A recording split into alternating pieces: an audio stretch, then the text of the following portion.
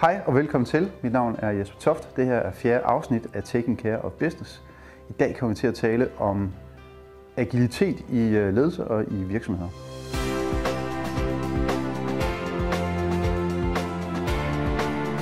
I sidste uge der havde jeg fornøjelsen af at være på ferie med min familie. Jeg var igennem 5 stater i USA og endte i New York. Og jeg gik ned af Fifth Avenue på et tidspunkt og kunne se, at der var nogle af de her store hæderkronede butikker, der lukkede. Og der var simpelthen ophørsudsalg på samtlige 9 etager. Og jeg kunne også se, at der var en hulens masse butikker, hvor at den der kundestrømning, den simpelthen bare ikke var der. Jeg var også inde i selvfølgelig jeg var i USA, så jeg var inde på sådan en shooting range, hvor det væltede med mennesker. Og det var ikke fordi, at det var en hel masse våbentosser. Det var i Massachusetts, hvor de har en meget liberal og meget restrikt våbenlov. Så der var ikke alle de her trigger-happy fyre. Men de havde simpelthen et oplevelsescenter, hvor du kom ind og blev kørt igennem det hele. Og det er jo 2 vidt forskellige oplevelser. Og den her forandring, at virksomheder de flytter sig ret hurtigt, synes jeg er mega spændende. Og for at dykke ned i den problemstilling, så har jeg inviteret dig, Martin Frederiksen. Jeg ved ikke rigtigt, da jeg sad og forberedte mig til det her, så skulle jeg sådan lige prøve at lave et rids af, hvem du er. og det blev et langt CV. Du har jo været en af stifterne bag Synkron, der var de første CMS'er. Du har været partnerdirektør i Kline, en meget kompetent IT-virksomhed. Eller digital forretningsudviklingsvirksomhed. Du er foredragsholder, du skriver bøger, du har lavet et hav af bøger, både selv og sammen med Louise Bygge Kongsted fra Pejgruppen. Det er ikke så lang tid siden, du var i Sao Paulo og holdt foredrag på Vitex, og du er stifter og direktør af Kaching, der er, hvad skal man sige, det er vel omkalfatring af hele måden at lave kasseapparatsystemer på. Grunden til, at jeg vi snakkede med dig helt oprindeligt, det var jo, at når man begynder at snakke om forandringsparathed og det her med, at virksomheder de skal flytte sig, så er der jo rigtig mange, der kigger ind i agile modeller og siger, at vi skal tilpasse os, vi skal flytte os hurtigere, vi skal følge markedet. Du arbejdede med agil udvikling i en menneskealder efterhånden, eller 2 menneskealder.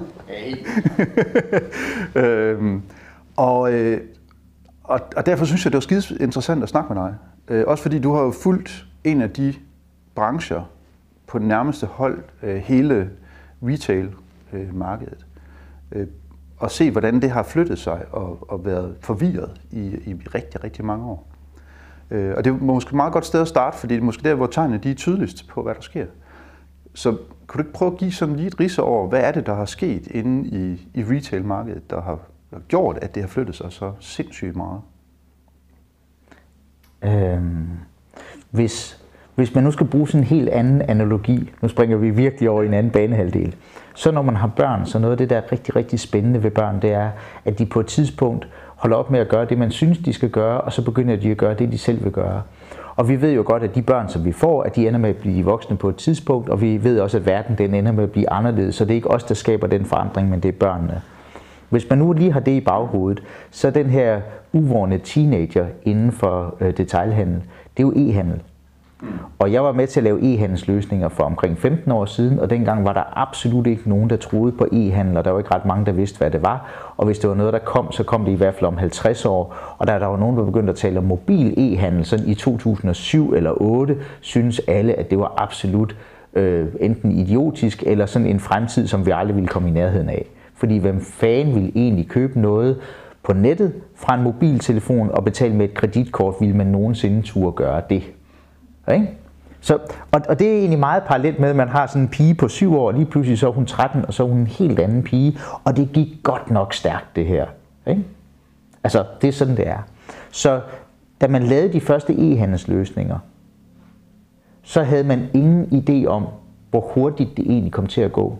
Og jeg var selv online nogle år før browseren den blev opfundet, det er jo 1993. Der kunne man printe hele internettet ud på en eftermiddag. Man kunne besøge alle verdens websites på en time i april 93. Og det holdt jo op. Altså i oktober, der sendte vi ikke længere hinanden e-mails og sagde, hey, der er nogen, der har åbnet et nyt website. I slutningen af 90'erne, der byggede man den første e-handelsløsning, og det var faktisk et sted, hvor man solgte fly online. Og det var fordi, at de eneste, der ville være dumme nok til det, det var nogen, der havde så mange penge i omløb, at de tænkte, det kunne vi da også godt bruge penge på. Hvis man skal købe et fly, så er verdensmarkedet for fly, og især dengang, det var sådan ikke så let tilgængeligt. Så det gav meget mening at lave et website, hvor man havde alle de her flyvemaskiner, og så mulighed for, at man kunne se, hvad prisen var, og man kunne købe dem osv. Det, der er sket de sidste 5 år, det er jo, at hele forbrugeradfærden har ændret sig. Og i de her bøger, jeg har skrevet sammen med Louise, der omtaler vi noget, vi kalder for servicegabet. Og servicegabet er forskellen mellem den købsoplevelse, man får som forbruger, når man køber ind i butikken, kontra den købsoplevelse, man får online. Og for 5 år siden var servicegabet i butikkernes favør. Der var det sådan, at man kunne være nogenlunde sikker på, at de informationer, man fik om produkterne, den vejledning, man fik, og den serviceoplevelse, man havde, den ville være bedre i butikkerne end online. Men i dag er servicegabet vendt om. Det er faktisk sket i løbet af 5 år. Så når man går på et website i dag, så er producenter af websites, de er utrolig gode til at have produktinformationer, billeder, film, anmeldelser, relaterede produkter, alt det, som vi forventer, at den perfekte sælger i butikken kan håndtere. Det har de her websites. Og samtidig så er mange butikskæder, de er presset på økonomien. Så nogle af de dyre og dygtige medarbejdere, de er ikke længere i butikkerne. Men 40% af medarbejderne i dansk detailhandel, det er studerende. Der er rigtig mange flexsælgere, og der er rigtig mange, der er ansat, fordi det var et job, man kunne få. Det er ikke lige så prestigefyldt at være i en butik i dag, som det var for 20 år siden eller 30 år siden. Så nu er bevisbyrden, den er omvendt. Man har rent faktisk en bedre serviceoplevelse i mange tilfælde, hvis man køber ind online i stedet for i butikkerne. Og det er derfor, man ser den her ekstreme omvæltning i hele butiksbilledet, hvor vi kan se, at vækstraterne i butikkerne er fuldstændig flad eller negativ, og online, der hvis man har en omsætningsstigning på 15% om året, så må man sidde i bestyrelseslokalet og spørge sig selv, hvad fanden foregår der, siden vi ikke vokser hurtigere? Fordi det er lavere end gennemsnittet. Hvordan, altså fordi det er jo, mange påstår jo netop det her med, at jamen, jeg kan få den billigere på nettet. Men det du egentlig siger, det er, at det du også får, det er jo en radikal anderledes oplevelse, når du nu er derude selv, end når jeg går ned og møder en... Du kan få den billigere på nettet. Du har også et større sortiment på nettet. Du har også bedre parkeringsforhold, fordi du slipper for at tænke på, at du skal ned og finde en parkeringsplads i City.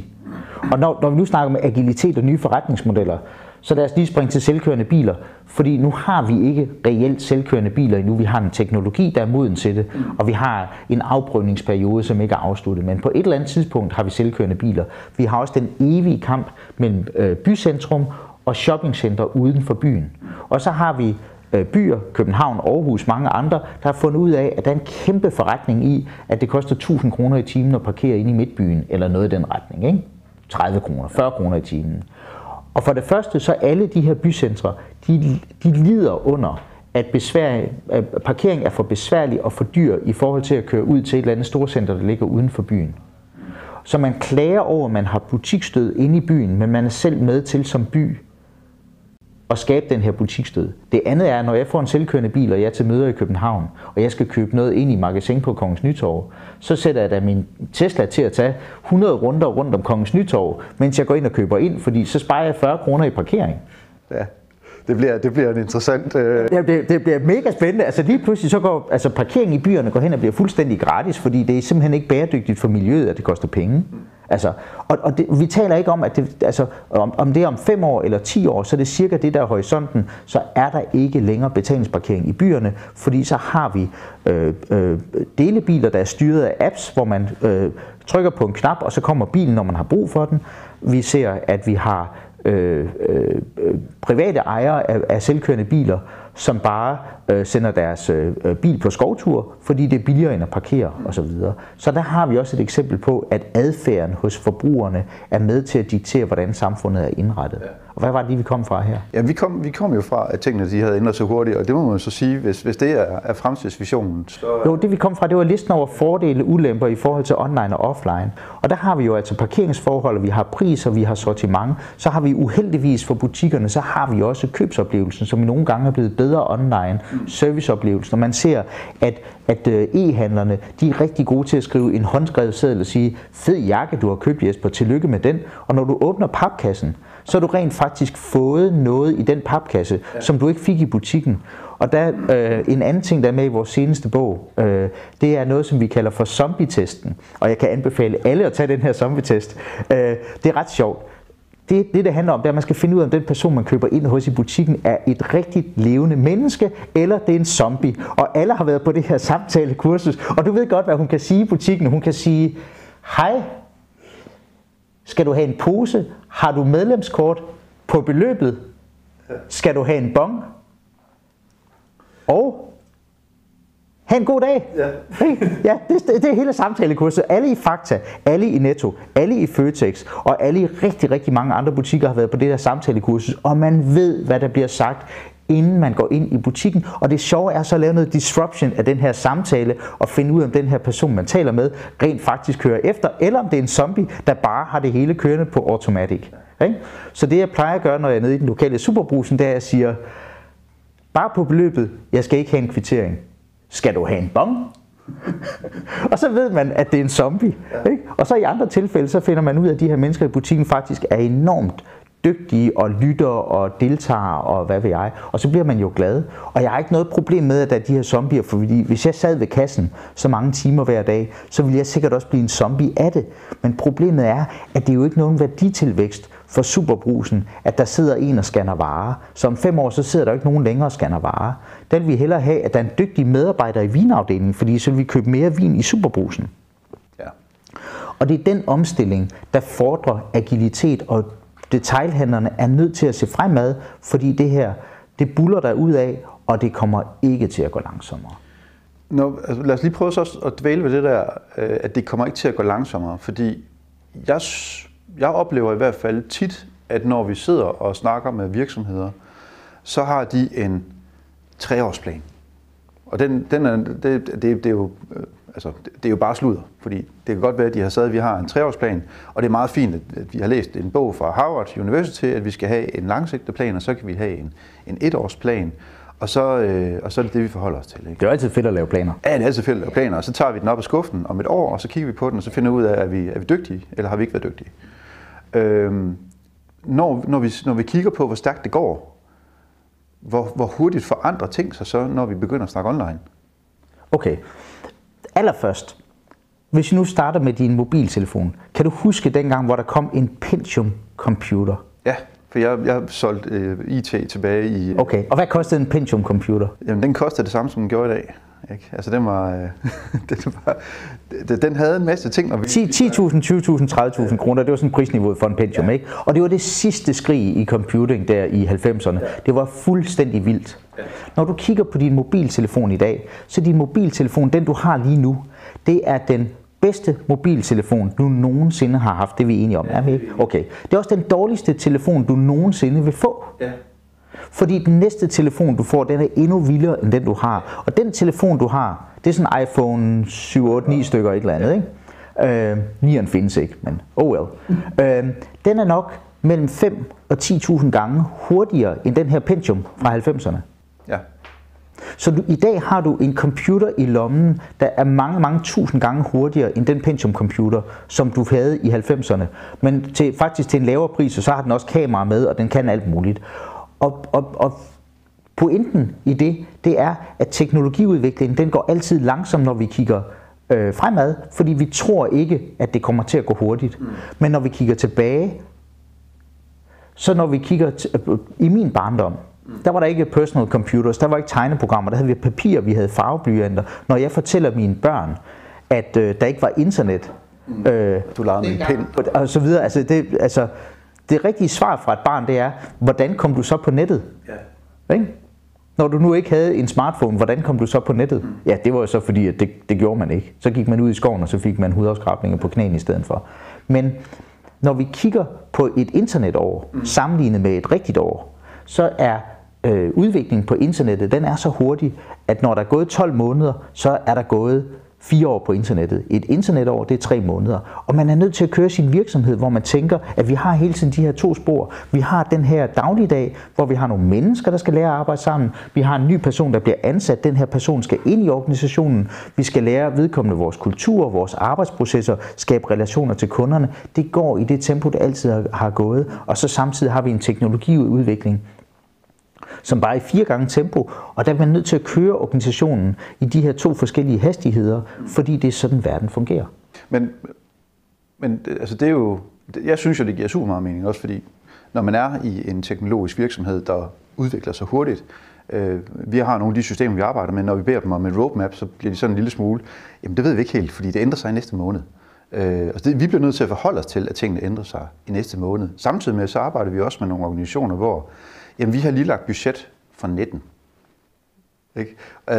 Okay, hvad skal I lave i 19? Jamen, vi skal lave cirka 20% mere, end vi lavede i 18.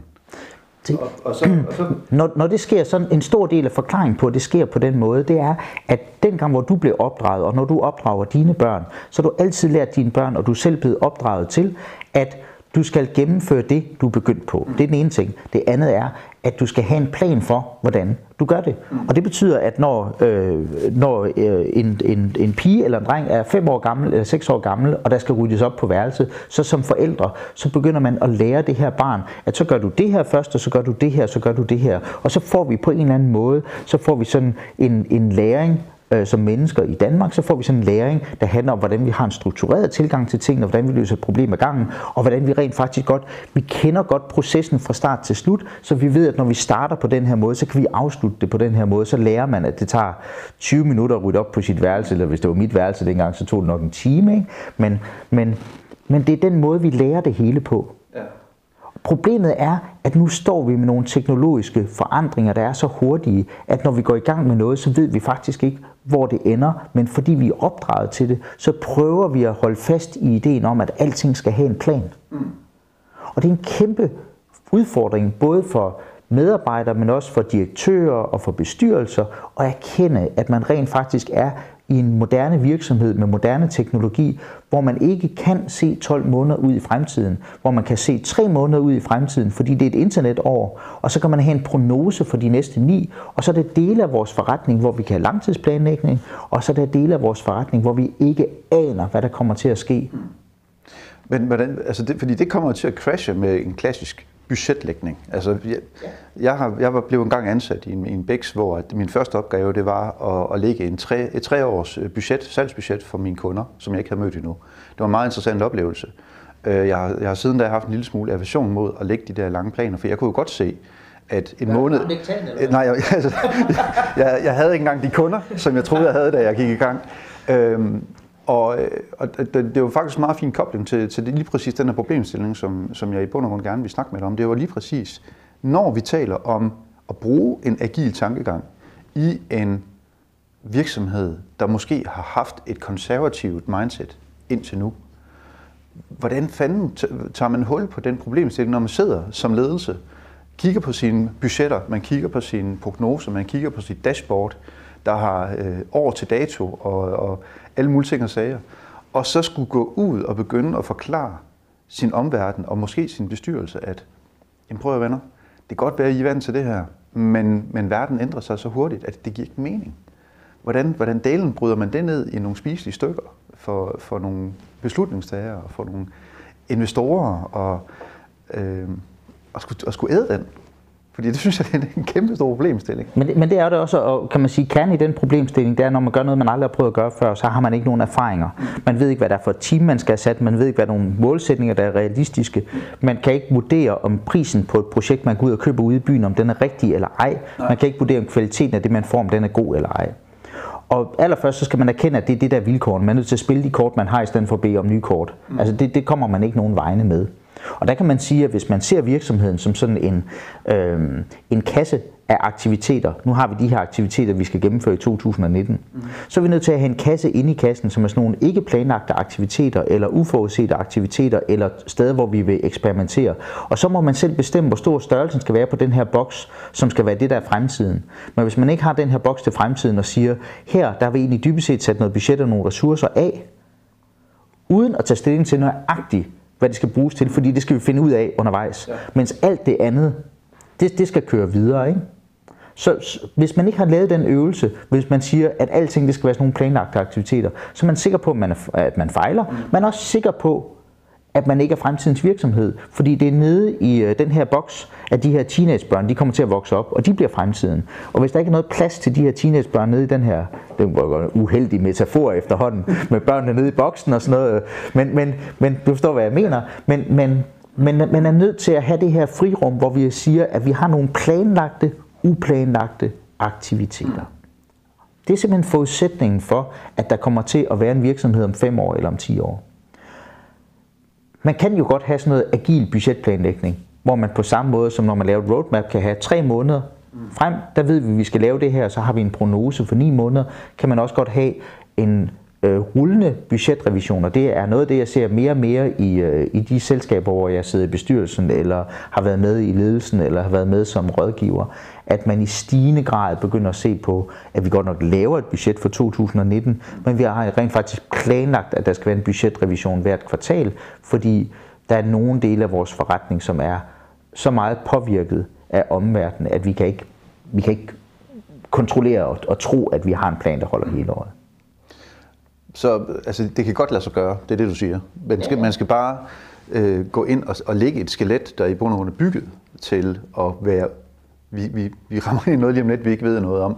Så derfor så skal vi være i stand til at løse problemstillingen. Og du kan sige, som topchef er du nødt til at fjerne noget af topstyringen, og så uddelegere nogle klare mandater, både budgetter og retninger og hvad ved jeg, til nogle betroede medarbejdere, som så kan eksekvere inden for rammerne af det, som de så har fået tildelt, og hvor man så kan vurdere alle de her nye initiativer baseret på, hvad man så får ud af det. Altså med det, som I laver her i huset, der er det jo et nyt forretningsområde for rigtig mange virksomheder at investere i en eller anden form for automatisering af noget business-to-business lead-generering. Nye kunder, der kommer til os på nettet, og vi har aldrig arbejdet med de her metoder og værktøjer før, så hvad skal man forvente?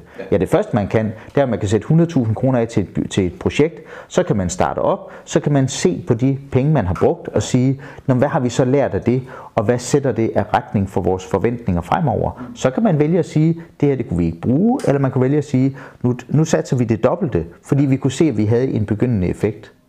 Og det er jo det, vi har set i hele online-markedsføring i forbindelse med online-salg og retail og hvad ved jeg, at tidligere brugte man alle sine annoncekroner i aviserne. Nu bruger man sine annoncekroner online, og der har hele tiden været en forskydning. Jeg var til et møde hos Google i Kalifornien på et tidspunkt, hvor jeg så nogle rapporter, de havde lavet, og de er jo selvfølgelig ikke uvildige, og det er nogle år siden efterhånden. Men det, der var interessant, at der på det tidspunkt, der brugte marketingchefer 9% af deres budget på online annoncering, og forbrugerne var i kontakt med online medier 44% af tiden. Så vi bruger 9% af pengene for at ramme forbrugerne, som er gået over på de her medier, men vi bruger altså 91% af pengene på at annoncere de medier, som forbrugerne er ved at forlade, og som de i høj grad har forladt. Men det åbner så over for, hvad skal man sige, nogle af de tegn, som man i hvert fald kan identificere i de her organisationer. Hvad er det, vi rammer forkert? Det vil sige, det du lige har nævnt her, det er jo blandt andet noget med at måle på tingene. Altså, at vi laver nogle små ting, vi finder ud af, om de virker. Hvis de ikke virker, så dropper vi dem igen. Hvis de virker, så gør vi noget mere af dem. Ikke? Altså, det er jo sådan... Der er faktisk noget indbygget ironi her, fordi i gamle dage, så sagde man jo, at hver anden marketingkrone er spildt. Vi ved bare ikke, hvilken en. Nej. Det er jo en eller anden reklamemand fra 50'erne eller 60'erne, jeg kan ikke huske, hvem det er. Men det sjove er, at der er rigtig mange, der har valgt en karriere inden for marketing, fordi de gerne vil lave noget, der ikke har med tal at gøre. Og det har jeg aldrig oplevet. Og det har jo kun noget med tal at gøre i dag, fordi i dag så kan vi måle næsten alt det. Så når man har valgt det her, fordi man gerne ligesom vil lave noget som sådan noget kommunikation, og det er ikke sådan noget, det er ikke Deloitte, og det er ikke regneark, og hvad ved jeg, så finder man ud af, at marketing i dag, det er regneark. Ja, det. Det, som jeg synes er en interessant problemstilling, som du også påpeger nu, det er jo, at vi bliver nødt til at have noget forudsigelig uforudsigelighed. Vi bliver nødt til at have tillid til de mennesker, vi omgiver os med, og omgiver os med nogle kloge mennesker, som der ved bedre. Det du også nævnte, det var jo, at de mennesker, der sidder i nogle bestyrelser, i nogle ledelser, skal anerkende, at de måske ikke, altså deres kompetencer ikke rækker langt nok til at kunne træffe de her komplekse beslutninger. At de skal i højere grad have folk, der er klogere på området, involveret. Hvis vi nu skal prøve at give de her mennesker, der sidder og kigger ind i en 12-36 måneders plan, må konstatere, at den ikke holder. De skal til at træffe nogle andre beslutninger. Hvad er det for nogle beslutninger, de skal begynde at træffe, som der er nye for dem? Faktisk så tror jeg, at rigtig mange ledere i dag langt hen ad vejen træffer nogle gode beslutninger. Men der er noget med, hvor meget man skruer op for den ene type beslutninger, hvor meget man skruer ned for den anden. Så jeg tænker, at det her det i høj grad handler om, at man skal have mod til at skrue op for de her beslutninger, som er de usikre beslutninger. Ja. Jeg ved godt, at man har et ansvar for, at man har en sund forretning, man tjener penge osv. Men tidligere var verden nok sådan, at der var en højere grad af forudsigelighed. Og det har vi ikke længere, fordi vi har en globalisering, vi har konkurrence fra Kina, vi har internettet, vi har inden for retail for eksempel er der mange kanalkonflikter nu, fordi vi har brands, for eksempel Nike, der skruer ned for antallet af butikker og begynder at sælge direkte til forbrugerne i stigende grad og begynder at konkurrere med deres eget forhandlernet og ikke er bange for at gøre det, fordi de vurderer deres marginal på at sælge direkte til forbrugerne er så høj, at det kompenserer for, at de har færre butikker, der sælger deres produkter. Vi har også konflikter, hvor vi har virksomheder, der sælger til agenter, eller forhandlere eller partnere, der sælger videre, og hvor de også begynder at sælge direkte til forbrugerne. Ikke kun business to consumer, men det kan også godt være business to business. Så der er alle mulige måder at købe ting på i dag, og der skal man nok interessere sig for at starte 10 eksperimenter, i stedet for at starte 1. Så hvis man er virksomhedsleder, så skal man sige, man skal erkende, at man er inkompetent. Man skal erkende, at man rent faktisk ikke ved noget om alt. Og så skal man begynde at søsætte alle de her eksperimenter, hvor man har betroet folk til at køre de her eksperimenter, og hvor man så kan vurdere, hvilke nogle eksperimenter, der er levedygtige, så skal man skrue op for dem, og så skal man så skrue ned for nogle andre. Og der, hvis man skal trække en parallel, som kan være lidt en provokation, ikke? Men så har vi jo over for erkendt inkompetence, er der jo det, som vi kan kalde for ikke erkendt inkompetence. Og her kunne jeg godt tænke mig at nævne de her nye jagerfly, som man er på vej til at købe i Danmark, hvor man altså investerer 1 milliard per fly, man køber. Og man køber vel at mærke sidste skrig, kampflyet, der aldrig har været i kamp, kampflyet, der selvantænder på grund af en kortslutning i nogle elektriske installationer. Der er et fly, jeg tror det var i North Carolina, der brændte af. Der var et kabel, der lige var isoleret dårligt, så det kostede lige 1 milliard. Det var godt nok ærgerligt, men shit happens, og så videre. Og en af mine venner, han har beskrevet de her nye fly som luftens IC4-tog. Og jeg synes, det er mega godt. Men jeg tror, at vi kommer til at se om 5 år eller 10 år, at det her det viser sig at være luftens IC4-tog. Og jeg tror, at det ville have klædt beslutningstagerne her at sige på meget vestjysk, lad os nu lige se det virke for nogle andre først. Ja. Altså, der er ikke nogen, der er blevet fyret for at købe IBM. Det er det, du siger, at lige nu der er vi i gang med at købe noget, hvor der ikke er nogen af beslutningstagerne, der bliver fyret for at købe noget, som der ikke er state of the art. Nej, de er jo politisk valgt, og så det, der så sker om 5 år eller 10 år, det er, at de alle sammen siger, jamen vi støttede os jo til vores embedsmænd, som sagde, at det her det var en fin investering. Ja. Og de her embedsmænd, Der er jo ikke nogen, der kan identificere dem på det tidspunkt, og der er sikkert mange gode argumenter for at vælge det fly, som man har valgt. Men der er en enorm operationel risiko. Hvad hvis vi bruger 50 eller 75 milliarder på at købe nogle fly, der rent faktisk viser sig aldrig nogensinde at være det bedste fly? Og enten kunne vi have udskudt den beslutning, eller også kunne vi have valgt at sige, at vi køber nogle af de fly, hvor man sådan set kan se, at det virker. Og det er helt parallelt med, når man køber software, man vil købe et standardprodukt, som man kan dokumentere virker, Office 365 eller et eller andet, eller man vil købe det her smarte tekstbehandlingsprogram, som jeg har lavet til dig, og hvor jeg lover, at det kommer om 18 måneder, og det bliver pissegodt, og Microsoft kan godt glemme alt om Office, fordi det jeg laver, det bliver meget smartere. Og hvis du lige gider skrive under her, Jesper. Ja. Så der er noget, der handler om mod, der er noget, der handler om at erkende sin egen inkompetence, omgive sig med nogle klogere mennesker, kalkuleret risici, og også kaste sig ud i noget, der er en lille smule angstprovokerende og nytænkende.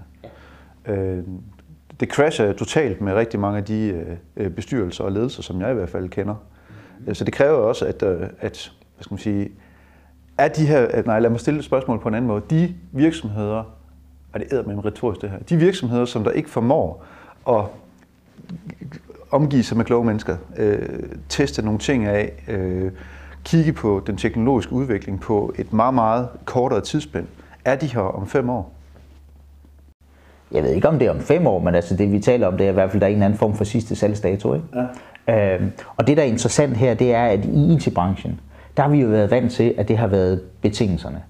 Vi har været vant til i IT-branchen, at ting gik frygtelig hurtigt, og vi ikke ved, hvad det er for en chip, som Intel de kommer med om 12 måneder, og at vi ikke ved, hvad der sker med dit dandutten.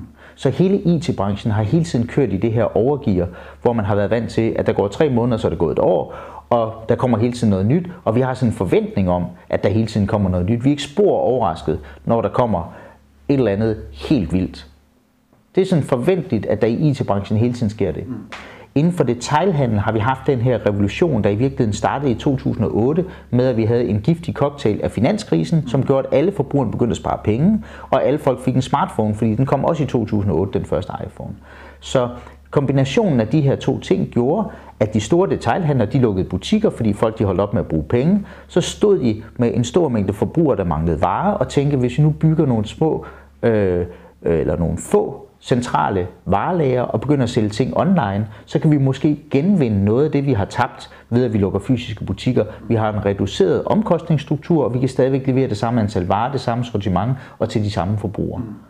Og det gjorde jo så, at hele det her marked for detailhandel, det begyndte på sådan en kæmpe bølge over mod online, som slet ikke er slut endnu, men hvor man på et eller andet tidspunkt finder det rigtige niveau.